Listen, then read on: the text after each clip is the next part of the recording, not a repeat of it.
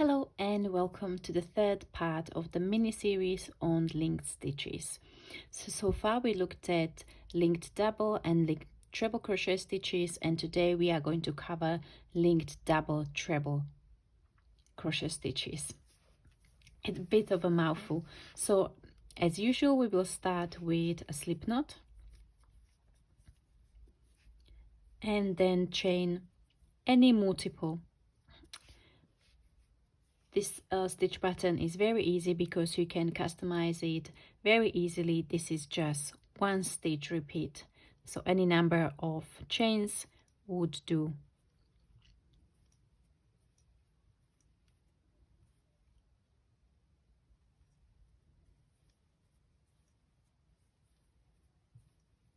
Once you have your desired multiple, we will then start working into the back of the chains, into the back bumps. So you will start with the second bump or the second chain from the hook. You will insert the hook from front to back or under the back bump, yarn over and pull up a loop.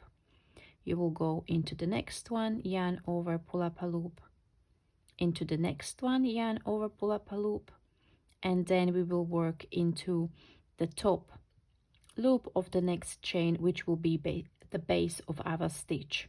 So we'll go there again, yarn over, pull up a loop. So we've got now 5 loops on our hook. So we'll yarn over, pull through 2, yarn over, pull through 2 second time, yarn over, pull through 2 third time, and yarn over, pull through 2 fourth time. So you can see these are going to be quite tall stitches. So after that, we are going to be picking up loops in the horizontal bars of the adjacent stitch. So this will be the first link stitch, and then into the next chain where we base the stitch. So we are going to go under the horizontal bar, yarn over, pull up a loop, under the next one, yarn over, pull up a loop, the next one, yarn over, pull up a loop. So we are almost there, and then insert the hook into the next chain, yarn over, pull up a loop, and we are going to yarn over, pull through 2 4 times again. So again, we are picking up loops in the horizontal bars of the adjacent stitch and base the stitch into the next chain, like so. So you will work these stitches into all chains, and I'll meet you at the back to show you how to work the next row. I'm back. I'm on the last stitch of my first row, so I will then yarn over and pull through 2 at the top. And now, as I mentioned in my previous videos, you've got 2 options.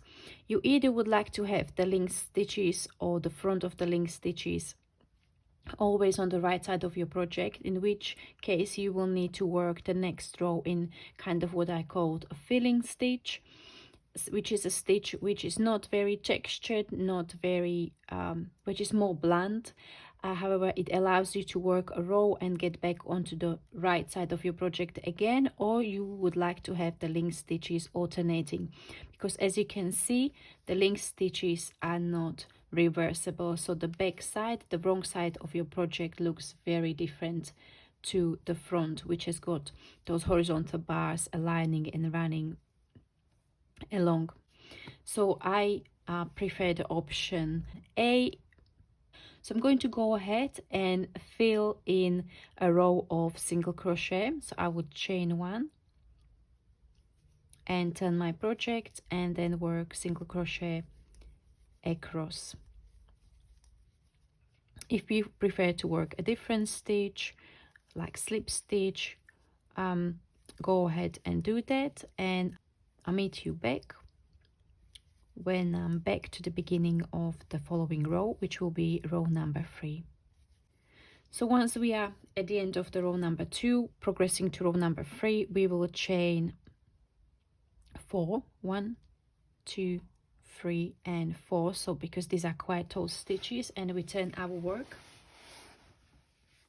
we will then work the first linked double treble crochet stitch. So we will pick up a loop in the second back bump of your chain, then into third We'll go into the third back bump, pick up a loop, fourth,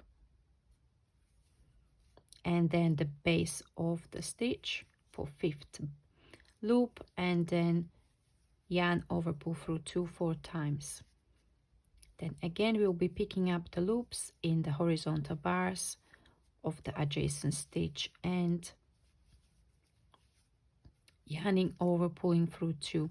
So as you can see, the name of the stitch is very telling, because we are linking the stitches together, which allows us to create tightly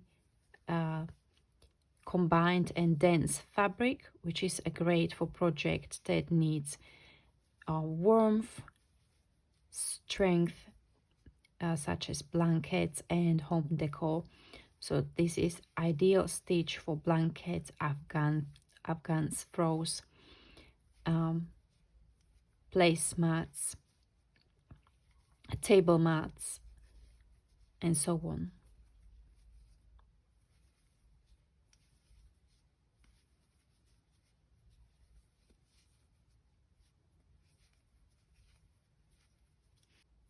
Thank you very much for watching. I hope you enjoyed this mini series on link stitches. I hope this inspired you to try them out. Let me know in the comment section below if you've ever used these stitches, what did you make with them, and what would be your next project. And I'll see you in the next video. Bye bye.